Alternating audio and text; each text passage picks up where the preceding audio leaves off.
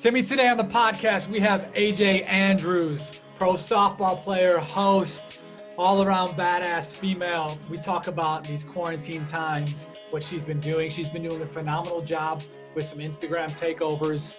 We talk about women's sports in general. Everything from women's pay to eyeballs to brand deals to even potentially intertwining male and female with different sports, and how this quarantine time has actually turned into a positive for her because it's allowed her a lot more freedom to be creative. I love how a lot of people are really starting to think differently. She certainly is one of those people. We hope you enjoy. Thank you for listening. AJ Andrews live from Clearwater, Florida. Welcome. Yes, indeed. Thank you. Thank you. Yeah. Back home. How crazy is all this stuff right now? Yeah, it's wild. I mean, honestly, I'm not complaining. I feel like for me, I'm someone that's always on the go, always moving. So to be able to really have this time of a lot of self-reflection and really kind of get back to the other aspects of my life that I was passionate about that I had to put off for quite a while because I was so busy has been really fulfilling for me, and definitely being able to jump into new projects that I didn't really have time to do before. So I'm taking full advantage, but it is definitely still a crazy fact that this is why I'm now taking full advantage. Yeah, as you should. What's some of the things that you're taking advantage of and doing? Yeah, so personally, I am extremely into health and skincare, and anytime anyone speaks to me, that's always asking me what I do to take care of my skin. Everything I do is very holistic, so very plant-based. So I'm actually working on trying to start a skincare line currently, and I want to be an on-camera talent. So I actually had a lot of things in the works moving forward to create my own show. And now what I'm doing is kind of showing maybe like proof of concept. So I'm creating a podcast, and that's going to be all softball players for one. And then a second one is just for women in sports. And I'm actually just started a show, which, we talked about before, where on Players Tribune, it's called At Home with AJ. So I'm talking a lot of the really just dope women in sports and just what it is that they're doing currently to get through this quarantine time while also just staying focused on whatever sport it is that they play, but still having fun. Yeah. Well, first off, Megan texted me back in between our last convo and says 2 is going to be best each day, just FYI, if that's possible. Okay. Either day works, but 2 p.m. Eastern Standard is better. Megan Anderson, who we work with, we've talked about on here before, but she's obviously the same badass woman, got some cool stuff. And we'll talk a little bit off here about like where I think you can kind of take that. But I tuned into your first one with Caitlin Ohashi. Yeah. Who's a gymnast, poet, photographer. And I told you, and I said this right after I listened. So I go on I usually go on like 10 a.m. here. I go on a run. If my son's up, who's 7 months old, if he's up, I'll take him on the run and we'll just go and I'll get a little workout in just to get out of the house for a little bit. And so usually I'll tune in now to an Instagram Live instead of a podcast. So I listened to almost the whole thing with you and Caitlin. And I told you immediately, I said, I thought this was great. I don't give a damn about poetry. Like that's not my thing.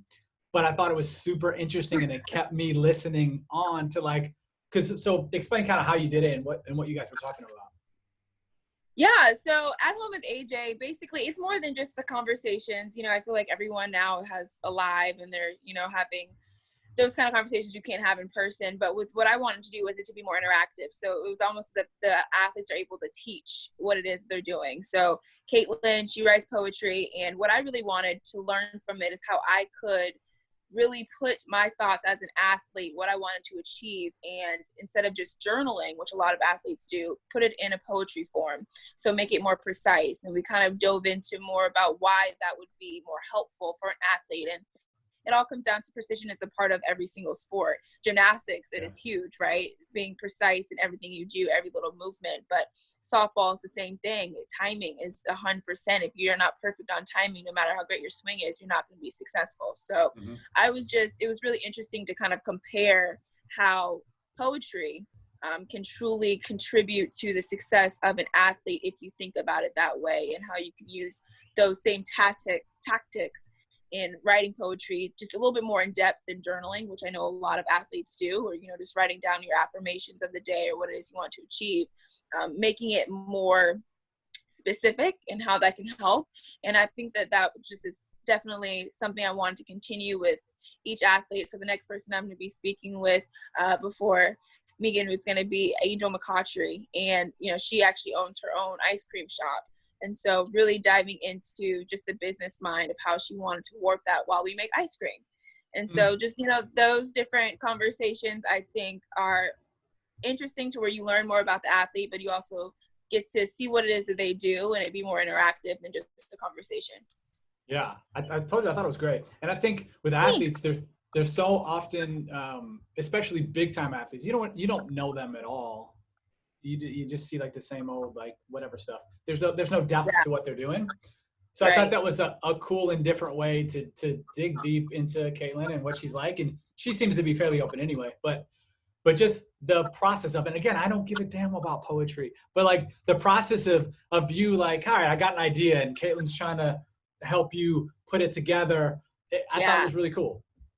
Yeah, no, I thought it was really awesome. And I truly felt like I had a takeaway from it. So, if I personally get that takeaway, I hope everyone that's watching has the same impact that it had on me. Yeah. Did you get a lot of feedback like that from people? Yeah, I mean, she shared actually a poem. It's 8 minutes long, called Dear Gymnastics. And I think that was so powerful, what she shared. And on there, I told her that I think it should be turned into a short film. And she said that she thought about that and started trying to work on that. And so I think, again, it's just, definitely an opportunity to learn so much more about her. And you just get really intrigued. And everyone the comments on that was just how awesome it was to hear her poetry, how cool it was to see that going back and forth, the same as what you mentioned. And so it was really good feedback, and total viewers, it was 12,000. So it was very good day one. Yeah. Legit, Yeah. I told you it'd be like that. I mean, you get eyeballs, and you, when I wasn't watching it, I was listening mostly. I had the phone in the stroller. Yeah. But the times I looked, it was a consistent amount. It wasn't like people were coming on and dropping off. When they were there, it seemed like they were there for a minute. Yeah. And also, if she needs help, like I said, yeah, we can help her. We can do that. One. And two, that's exactly what I thought when you guys started having your conversation is, all right, well, here's how this can be. It's not just your poem or your thing that you started, but it can be, one, cut up the whole thing, and you can make this into more than just an IG Live, but do some stuff for YouTube or Instagram. But also, my thought was, before you even talked about her doing this, was do that yourself. Overlay that poem over your own thing, whatever, make it make sense to you.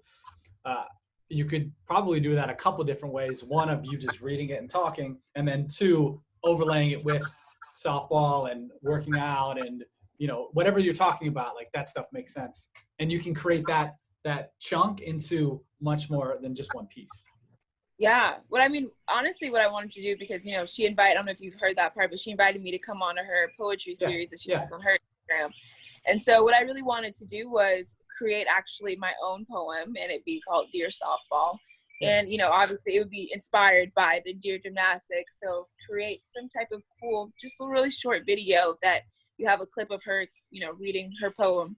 And it just is what inspired me to do my poem. And again, having just, while you read it, maybe not necessarily a short film, but just having the clips of how my process. I have videos from when I tore my labrum and me having to go through the process of rehab, and then you get to my first time being back on the field. I have those moments that would really document my relationship with softball and where it's taken me and the struggles I've had. And I think that I'm definitely 100% inspired by her. And just from talking to you, I always get inspired from our conversation. So I definitely have a vision of how I would really want to portray this. Do it. I think that would be really cool too. And then, yeah, definitely. And then you've also got the behind, so you have the finished poem piece, but you can also create a piece from the convo on Players Tribune, the finished, or at least close to finished product you'll probably get on her Instagram Live, and you guys do that in a couple weeks. Or May, is it May? Is that what you guys said? Yeah, May 4th. So you can create from there, because I know you do your own stuff. So you can create the behind the process shit is always the best. Like how you get to the end product, at least to me. Yeah. And that would be cool to even hear your thought process of like making your own poem too. Like, you know what I mean? Just walking us through that behind the scenes, not like your finished product, but like this is the behind the scenes. Yeah. And so they had, what they did on the last live, they did a little bit of that where AJ came with some ideas, Caitlin helped her kind of shape, and they got a little bit, but didn't get too far. And then if you finish that with her on her IG live, then you've got that whole process thing there. Yeah, it's actually really cool too, because someone that was watching actually helped out with the last piece. So we actually took something that they mentioned and put it in the last part of the poem. Mm-hmm. So I thought that was a really cool attribute of our conversation, how it was interactive and how not just her and myself were making this poem, but also the people watching were definitely a part of creating the entire poem for me. Yeah, I saw that's really cool. Yeah, that's really cool. They would come in and I saw people saying lines or whatever. I thought it was cool that you guys did that. Not that this is the poetry hour here, but it was really cool. Like it's just a different. It was.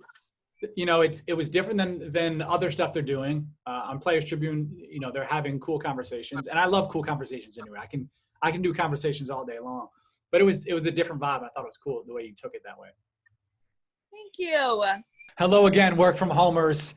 A quick reminder that we're giving 15% off all of Our City Coffee. All of our products, go to ourcitycoffee.com, use the code BS, ourcitycoffee.com, use the code BS, get 15% off. You better have quality coffee while you're working from home.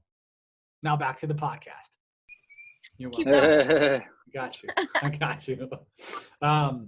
I think in general, you've done a pretty good job of social right now, of putting stuff out.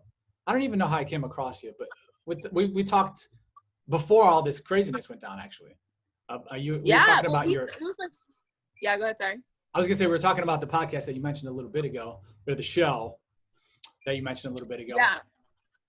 Yeah, so we talked, it was probably early March, right? Yeah, early March before everything kind of just really shut down.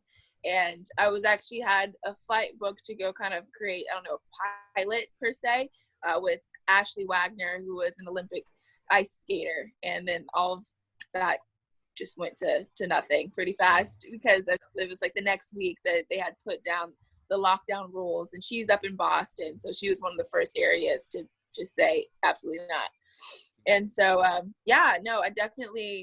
would say it was crazy, because I felt like I kind of had everything was ready to go. I was so set, and then boom, boom, boom, boom, boom. But I think it's only helping me create or give myself more time to have more creativity and really see where I want to take things.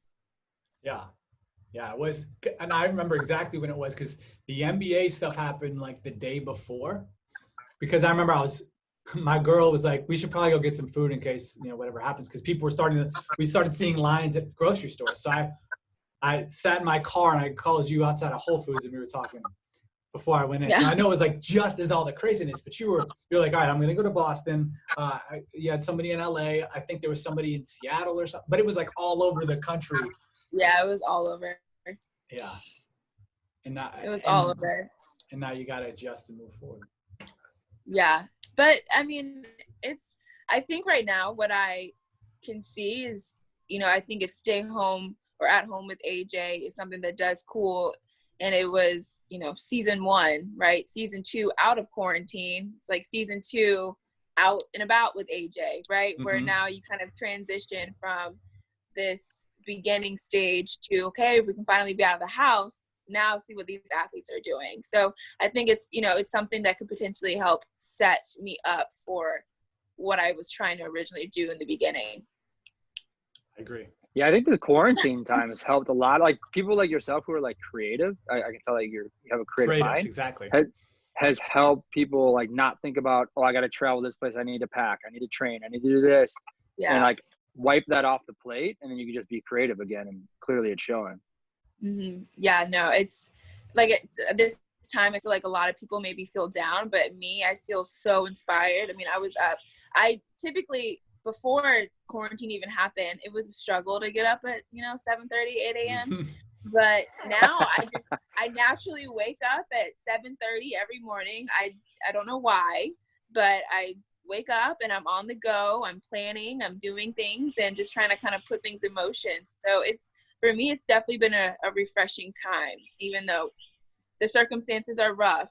For me personally, it's definitely been a moment where, like you said, I'm able to kind of think more creatively because I have the time with myself to do so rather than just going. Yeah. You're right, Timmy. It's the creatives. There's so many people who are down, and the negativity is everywhere, and like, oh, I'm so bored. And I haven't felt bored at all. No, there's times where I'm like, I'm going to go to bed early, but not bored. Yeah. It seems like the days, in my opinion, go by a lot faster now. I don't know if I'm the only person feels that way, but like I'll be doing something, I look up, it's 3, look up again, it's 7. I'm like, oh my gosh, I don't feel like I have enough time in the day to do what I want to do, even though I have so much more time to do it. Yeah, no, that's true. I feel like there's like, I don't feel as rushed, but I feel like the day is going by as like faster though, like you said. Yeah. Because like I don't have to like drop my daughter off at school, then pick her up, and then like there's all these things that I don't have to do anymore. No, it's so true. It's so true. But I mean, I've enjoyed it a lot, to be honest. Yeah. I mean, I would definitely like sometimes to be able to go, let's go sit down at a restaurant. Like, yeah. Or we talked about this last time is us business wise is we've had, there were some times where we would already have been traveling and doing things ourselves, just like you would have been, where we lose out on those, but the conversations we've had through the phone with other people is now much greater than what we had before, because people are sitting around their damn phones all the time. Yeah, right. And for me though, I think that, the time when you're here, you have people to talk to, have things to do. It's just another opportunity though to really connect with people that maybe you hadn't before, and in ways that it's just more, I feel like it's more deep, and it's just an opportunity for everyone to truly outline what it is that they want to achieve, right? This is a moment where everybody's kind of put on pause. And so you kind of have this opportunity to dwell on the situation or to outline your goals and how you want to achieve that in this time. And I know people, you see like on Twitter and everyone's saying, okay, well, if you don't write a book in this time, you wasted your time. If you haven't done this, you wasted your time. But I don't think that's true. I think if you even come out of this with a better understanding of who you are and what it is that you want to do, right? If you're bored, this is a perfect time to find out what actually excites you when you don't have to be always moving and going, and maybe take what you realize you are excited about or passionate about, and how can you turn that into something that's monetary? This is just the way my brain works. I don't know if everyone thinks like that, but I feel like, yeah, I just think this is just a really cool opportunity to learn more about yourself. And if you have done that in this time of stillness, I think that you definitely came out with a win, because now you can, even when the world starts moving again, you now know what direction you want to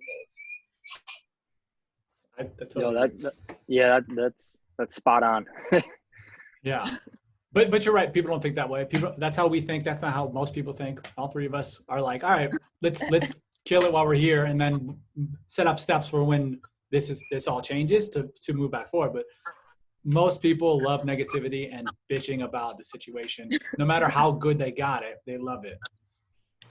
Yeah, it's definitely, what is it? Misery loves company. That's the saying. I definitely think that's definitely true. I mean, as an athlete, you see that all the time, right? I mean, if you're not playing, those that complain about that, they're going to typically stick with the other ones that are complaining about it as well, instead of really maybe changing that direction and start talking to the people that are starting, seeing how you can change your mindset, maybe how you can learn from them to put yourself in a different position. Not everybody thinks that way, but you'll notice the ones that do are typically the ones that are successful. Yeah, definitely. So you play softball now. You play pro softball now. We mentioned earlier before we got on here talking about playing in Akron, which is not far from where we're from. Yeah. But you ain't making $1 million a game playing pro softball. So yeah, I know that. I know. I don't know what you make, but I know it's not a gazillion bucks. But I do think female sports in general are on the rise as far as money. you know, that obviously there's more coming out. There wasn't pro softball however many years ago. There wasn't the WNBA 20 years ago. We talked about this on the last podcast we did. There was MMA, but at the highest level, UFC, there wasn't a fight before 2013 or something. So like female sports are at really at the beginning, but they're on a major rise as of right now. Yeah, no, I completely agree. I think people are now getting on this movement with women in sports, women athletics, and I think that people really understand or starting to understand the value, but I also feel like that is due to women using their voices a lot more. I think for so long, women have been taught or have felt like they kind of had to let's see how things go. Hopefully this person stands up for us and this works or this works. And I think now we're all understanding that the only way for things to kind of move our direction is if we shift it that way. And if we use our voices and the things that we're doing to shift it that way.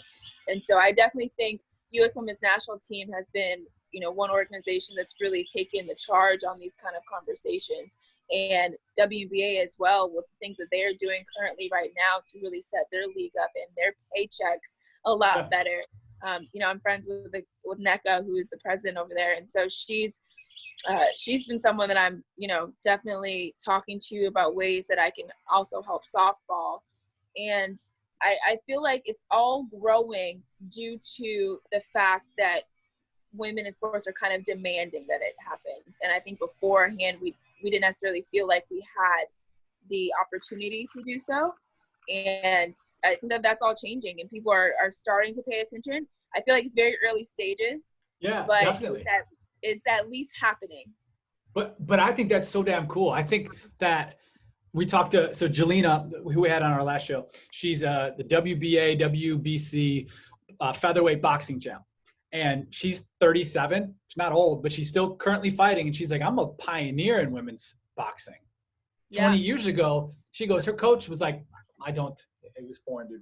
I don't do women boxing. Like, I don't fight with girls, you know, that kind of thing. Like that was the mindset and the thought process. And, you know, this is boxing, it's different, but there's no question that all of you who are in professional sports or women's sports in general are pioneers still at this time. And I think that creates a major opportunity moving forward. Oh yeah, absolutely. I mean, like you said, in my opinion, sometimes it just takes one, literally just one. It just takes one boxing coach to say, you know what? No, I agree. I think women could go somewhere. I believe in you, and I want to make this happen for you. It takes one person with the tenacity to say, no, this has never been done before in women's sports or in whatever sport they're playing. You haven't seen a woman achieving this, but I want to be the first. And I truly think it takes a certain amount of gumption and just courage and pride to say, I'm going to be that first.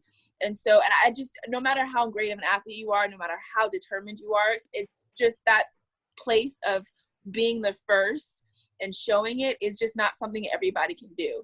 And so I think that those people that have been pioneers, those women that have been pioneers and speaking up when they knew all they were going to get back was criticism, they knew that they were going to get a lot of hate, but they continued to push forward knowing that they aren't doing it just for themselves. They're literally doing it for all women's sports. I think it's exceptional. And like I said, it just takes one. Really, I mean, in softball, it truly is a phrase that we always say. It just takes one. It only takes one, kid. Whenever someone's up to bat, if you go to watch a softball game, you're going to hear that at least one time. And what that saying truly means is that it literally just takes one person to change the course of the game, right? I mean, we could be down 0-3, you come up and you hit a home run, you just change the momentum. Now the momentum's on our side. Let's see what we can do with that. And I think that that's what's happening with women's sports. There's people that are stepping up to the plate, wanting to be those first, wanting to be those pioneers and trying to change momentum to now, okay, this happened in soccer. All right, basketball's going to jump on. Okay, this happened in basketball. Okay, hockey, let's jump on. It's happening. You know what I mean? It's moving. Like we're seeing what's happening and everybody's just trying to kind of jump on board with that momentum and continue to move that forward. Yeah. I don't know if it might've been you hosting something. It was something it was you or somebody else I've talked to about something, and you were hosting or they were hosting something. And the conversation was, you know, we as in women don't get a lot of respect for the hard work we put in. We put in just the same work as males. Yeah. And then I thought, Yeah, it's probably true, but you don't show it as much either. Dudes are like, I'm working, I'm doing this, and they've got the teams behind it. And you've been showing men working hard for 800 years in whatever that thing is. But I thought that was the first thing that came to mind was like, oh yeah, but guys, make sure you see that. And some women do too, but generally speaking, and it's featured and more seen as well. Yeah. No, yeah. It was probably definitely something I said. I say that all the time. I say, Okay. we work just as hard as the man, but we, Sure. we don't get recognized for it. I make a joke and I'm saying, and we look better while doing it. But Sure, it's probably. yeah. But I think I agree with you. It's not shown as much. And I think it should be. I think still, I actually, in my master's, I got my master's last year in mass communication. And for my thesis, I did it on women's sports and exactly what we're talking about, these stereotypes and the societal norms that are put in place that really kind of keep women down and not truly elevating them the way that they could be. And one of the factors that's a part of this as to why, you don't see women working hard, right? You don't see that being portrayed as much is because we're always supposed to be portrayed. It's just a framing in media. Women are portrayed or framed to be more delicate, right? It's just the history of women in general. Women were not supposed to play sports because they thought it was going to hurt the reproductive system. Like all these crazy thoughts that happen in women's sports is why we're still being held back. And so now you see in society where a woman is strong, she's considered manly, or a woman is working really hard, she's considered to not be as good as the man that's working really hard. It's always a comparison rather than truly just accepting the fact that this is phenomenal what she is doing in her sport. Let's celebrate it. And so I think that in media in general, why you don't see it as much is because in a sense, media still wants to protect this delicate version of women in sports. For example, what sports that women play are projected more or you see more in the media? It's ballet, it's ice skating, right? It is gymnastics. The sports where you have women now, not saying anything against what they have to wear, but in reality, right, they have to wear these tight uniforms because they need things for their sport. Like gymnasts would not be able to perform in anything other than a leotard. It's just not, it wouldn't physically be possible with their sport. But why is this portrayed more? Because it is seen girly, right? It is seen to be in a societal placement that a woman should be doing. But then you have basketball, which is maybe considered a manly sport, or you have hockey, considered a manly sport. Why isn't this shown more? Because this is seen to be a sport for men. And so that is why, due to all the research that I've done for my thesis, why it is you don't necessarily see those portrayed as much. And that's why I think it's so important that women are using their voices more to talk about the fact that, why don't you just celebrate me in my sport? Why am I always being compared to this man? And then, in U.S. women's national team saying, people watch us more and we win more. Yet you guys are still comparing us to these men and saying we don't deserve X, Y, Z, even though our track record shows that we deserve actually far more than what they're getting. And you're talking soccer.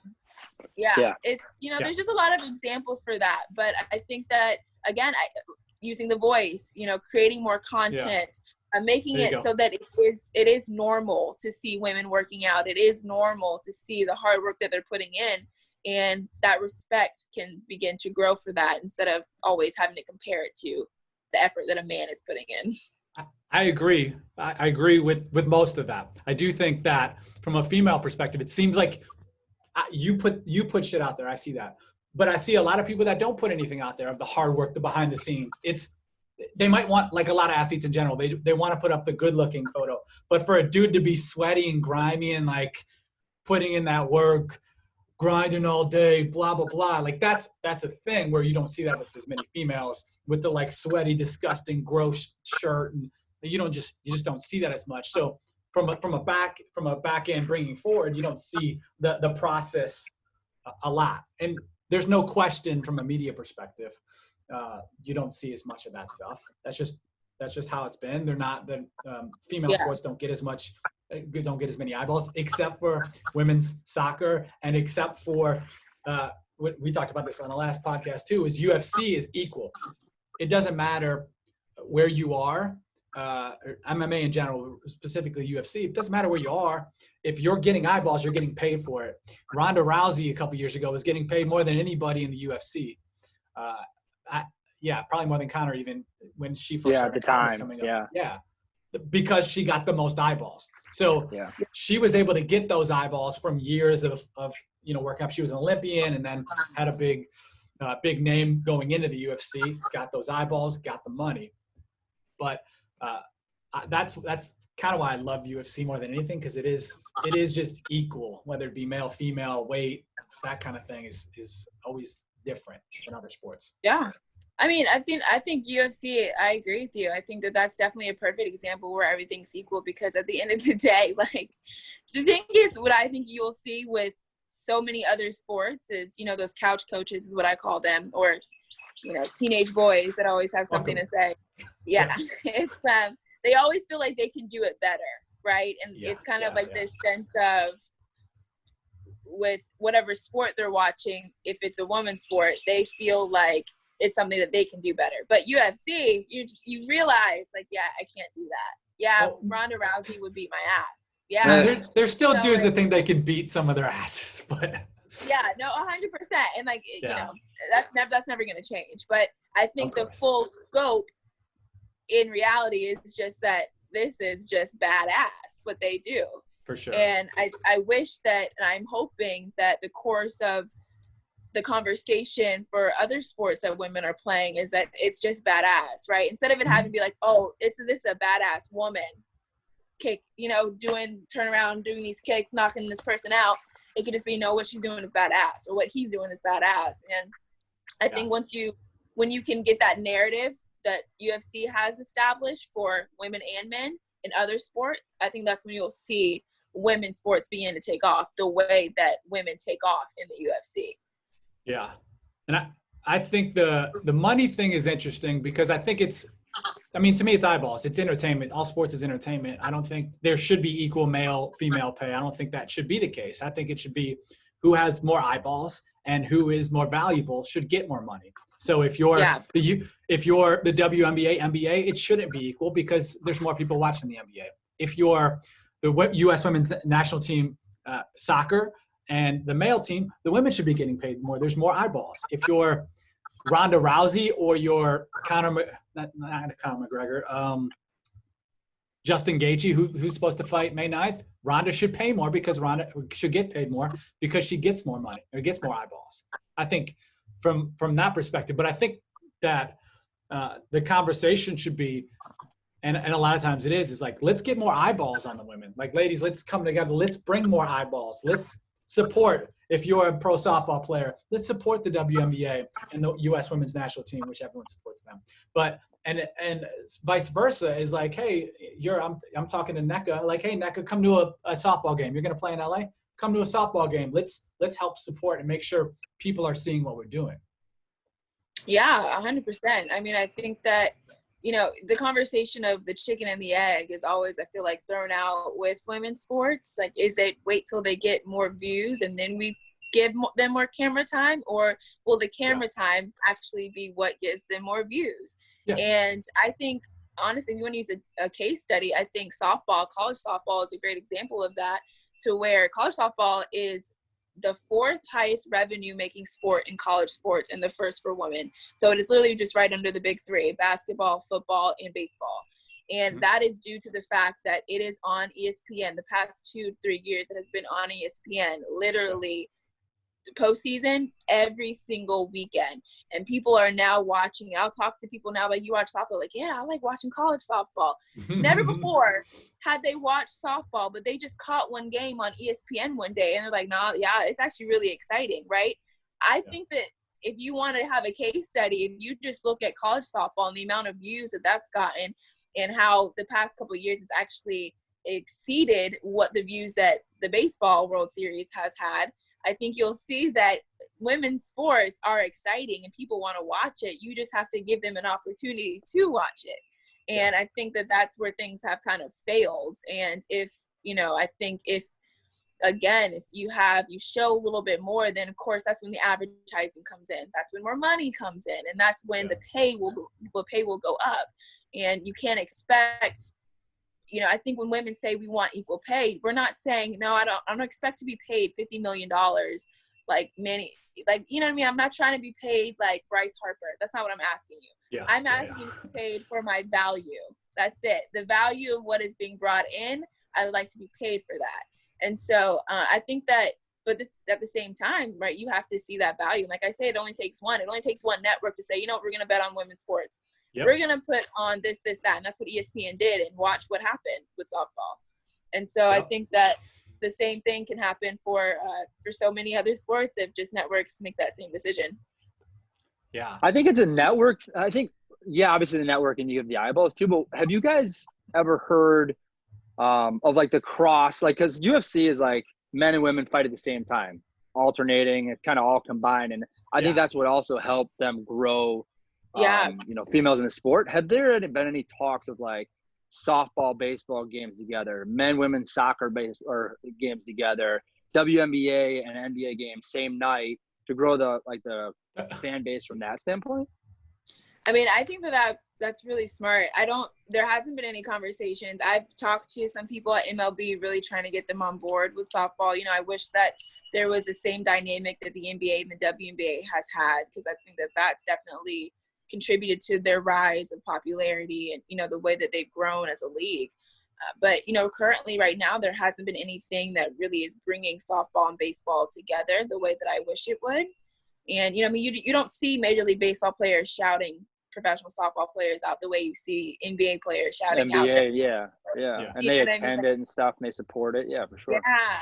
The support is it's completely different. And so I don't know who is going to be the person to take that charge, but I agree with you. I think if you just all of a sudden had, Francisco Lindor or Mike Trout come to a professional softball game, and you had all eyes on that, I think people would be invested in, okay, well, what's going on? What are they watching? Why do they like it? You know what I mean? I think there'd be, there would be more conversation the way there is with other sports. So I think that's a great idea. I think one thing that maybe people would talk about is just the length, because, UFC fights are not as long as a baseball game or a softball game. And so I think that would maybe be the only discussion piece, but I think that's a really good idea. No, I think it's like, or maybe like, it doesn't even have to be all the time, but like every once in a while, just to some get crossover stuff, people interested. Some crossover, or like, even in a baseball stadium, I think the MLB average is like 27,000 in a stadium per game, right? There's a lot of room for other people. Like, how much would they love filling up the stadium? And what do you guys average in yours? You know what I mean? Like an extra, let's call it 5, call an extra, but even an extra 5,000 people buying tickets and buying concessions is a lot, Yeah.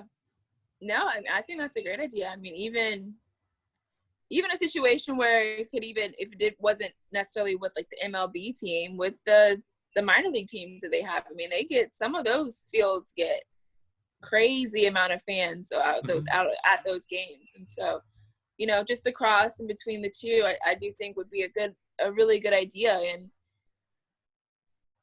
I will put that on the table. Put that in motion, would you?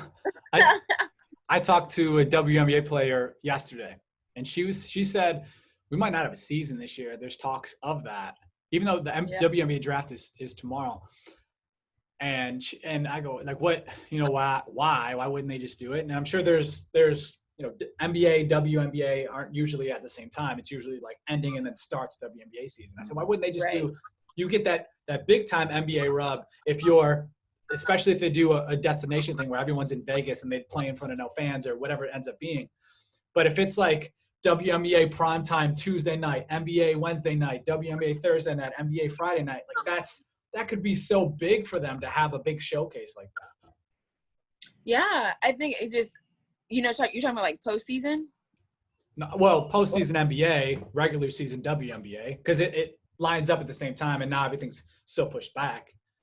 Yeah, no, I think that definitely could work, because they use the same facilities for the same court. That's why, for the most part, yeah. Yeah, I don't know if it would work at the same season, but I do think, you know, you have post-season basketball where obviously not all the teams are involved, and you have these, like you said, these destinations that they go and play. I do think that definitely brings especially I think just the ease of everything kind of being in one space, almost like All-Star, right? You have All-Star weekend where everyone knows to come to this one area if you want to watch the best of the best.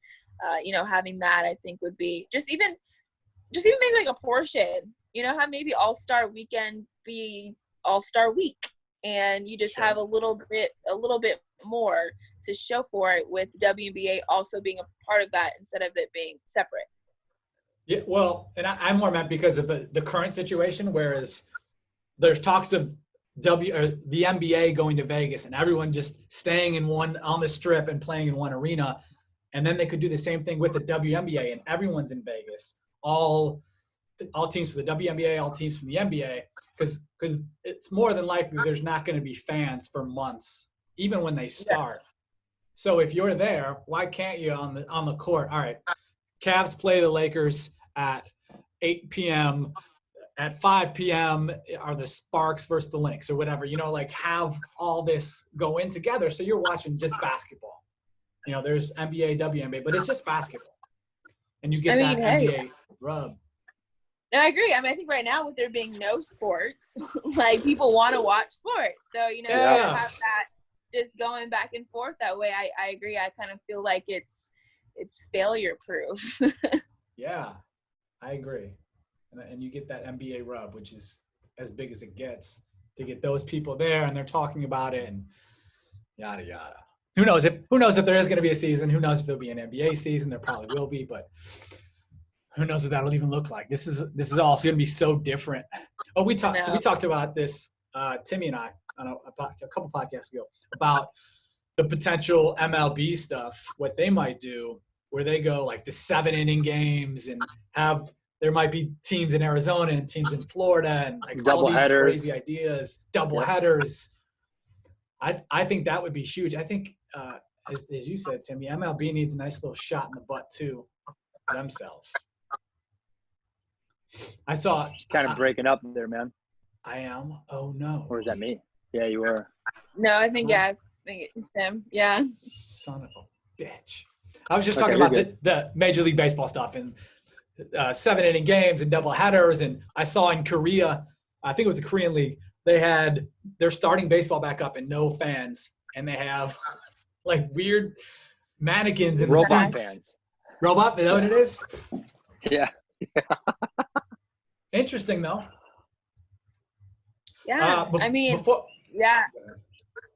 was gonna say before we get out of here, because I want to cut this in like 15-ish.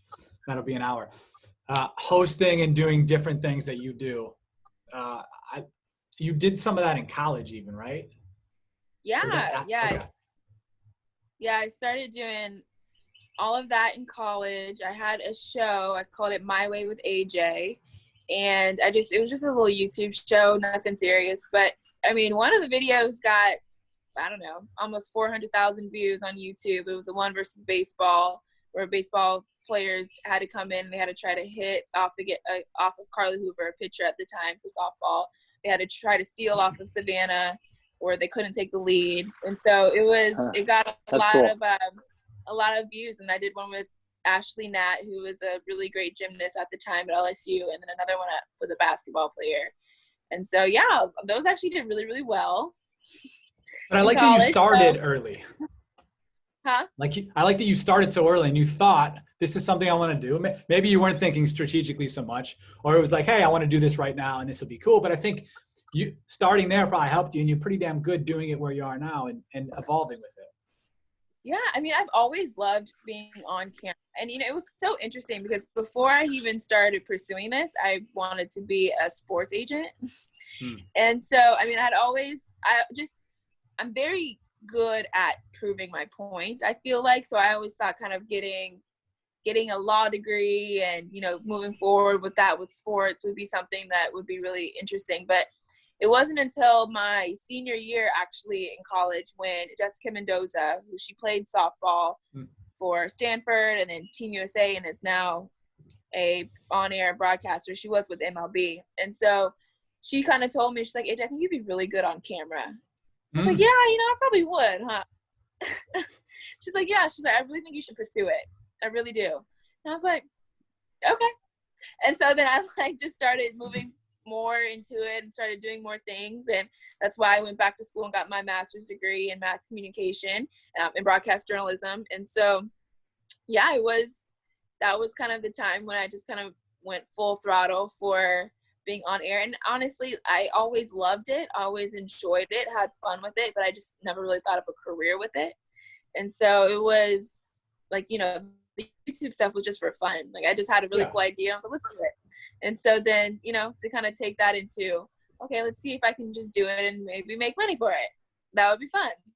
So, yeah. I dig. I think you do a good job. And I like how you're not, you're doing a lot of stuff with females, but it's not, I like the softball stuff's cool, but I like how you're not just pigeonholing yourself into softball and talking to other sports and doing some other things as well. As I said, when we first talked on the phone. 100%. I mean, my goal. Go ahead. Oh, no, sorry. It broke up. So go ahead, finish. Damn it.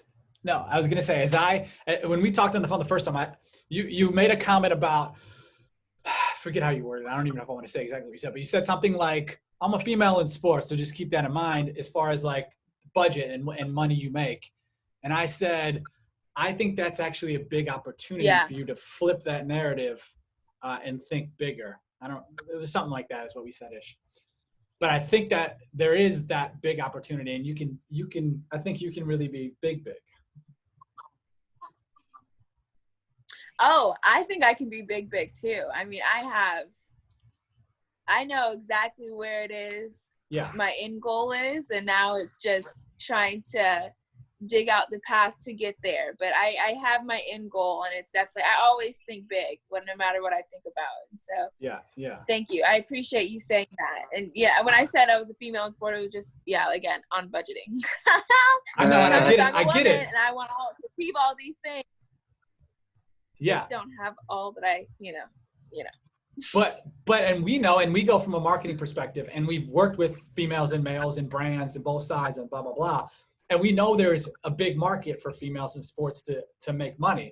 It's not, especially outside of the sports, like from the hosting perspective, like we haven't negotiated contracts in softball, but from a brand perspective and an off the court, off the field perspective, there's no doubt there's money to be had in females in sports.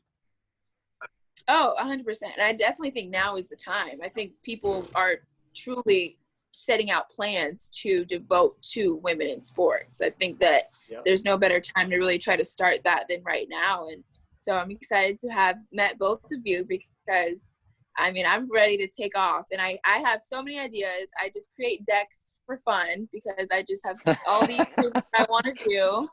And so right now it's just a matter of getting it in front of the right person and the person that really wants to help make it take off because I'm ready to go. Yeah. Well, we told you when we talked, we sent us some stuff and we sent it to some brands that we know. And you saw the one brand that we talked to and they were like, we love it, but with the craziness going on, let's hold off and talk in 2 months. So there's clearly interest in some of the stuff, some of the ideas you have from a brand and a big brand perspective too. I'm excited. I think that, and also what I'm doing now, I feel like with the At Home with AJ really is a little bit of a proof of concept. And then, to take that into video form and to do even more with it. I think that, I hope that brands really see the value that I think 100% is in the conversations that I have with these amazing women that are in sports. Yeah. I just thought of this too. Why not take those, if you want to start doing podcasts and creating this into a podcast, why not take those conversations you had with the Caitlin conversation and the future conversations, cut those up, use just the audio and start the podcast from there. My 2 cents. Anyway, do it or don't do it. Either way. Why not? Why not do it? Yeah, why not? Yeah. All right, AJ, we appreciate your time. Timmy, anything else? Nope. Thank you. Goodbye.